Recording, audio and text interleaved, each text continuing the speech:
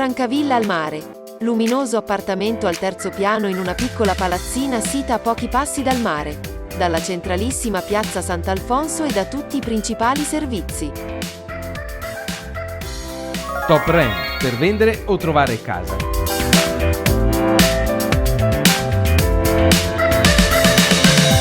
Questo grazioso immobile, che proponiamo in vendita, è composto da un ingresso soggiorno con angolo cottura a vista, una camera matrimoniale, una cameretta, un bagno e 2 utilissimi balconi verandati.